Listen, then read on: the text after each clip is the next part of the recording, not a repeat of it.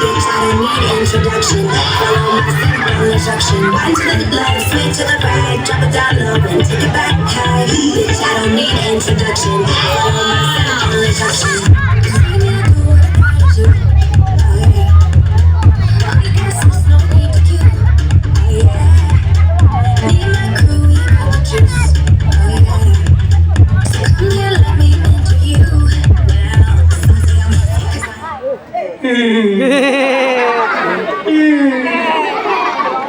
Ang hindi pumalakpak, magkakaroon ng anak na kamukha ng candidate number 2.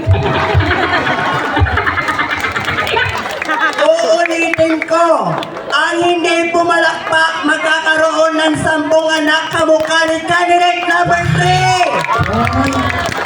Mga uto-uto. Magandang gabi po sa inyong lahat. Maganda po ang gabi, pinapangit lang po ng ibang kasali. Yung nauna mga kandidata, hindi lang po nag-iwan ng mga babahong hininga, nag-iwan pa ng malalaking tinga. Sa ngalan na pitong kage, yung naunang kandidata, amoy tae. Sa ngalan na pitong Dragon Ball, ang kasunod sakit mukhang bolbol. Ang sabi ni Pangulong Duterte, pinapatay na raw ang lahat ng adik sa Pilipinas. Bakit si candidate number 2 hanggang ngayon buhay pa din? O si candidate number 2 nagbuang kay tungod sa kung ang buang na pangaboy ba to? Si candidate number 2 nagbuang kay tungod sa studio, sa Shabu, sa Bahago. Pariyo sa mga report ko sa Miss J. Baldado na mga agi na, mga adik pa. Pero nagapatay din ako di tanan nga mga adik ara sa prisuhan. Ang ibang kandidata sa Miss J. Baldado. Kaya sa candidate number 1, 2, 3, 5, 6, 7, 8, 9, putang ina nyo. Subukin na kayo. Tama na na ang huring-huring, tama na na ang chip-in. Pag sululong ka na kamo, hindi nyo na pagulata nga madalahi yung ako. Nagbase pagkabas aga, managapatok-tok sa inyong panimalay, abin yung nagsukat utang kay gali tukam. By the way, my name is Corazon Locsen Montelibano Regional Hospital Section Emergency.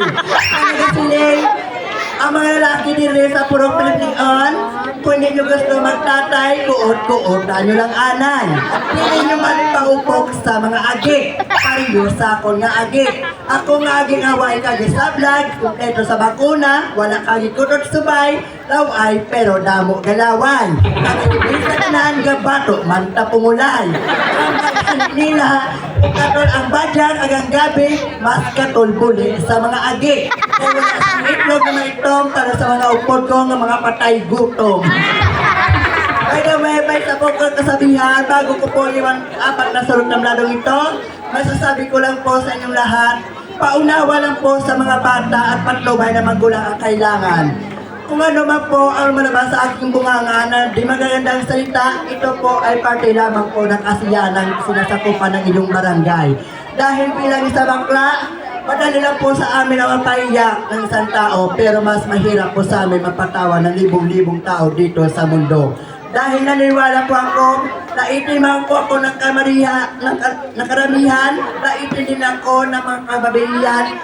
Ang alam ko lang po, kung sino mapanglait, sino mapanakit, siya ang hindi pupunta sa langit. Maraming salamat po. Once again, this is your lovely candidate number 4.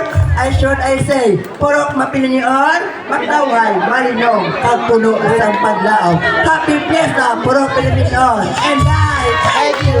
Purok Pilipinhon, hindi Purok Pilipinhon. Ano kaya?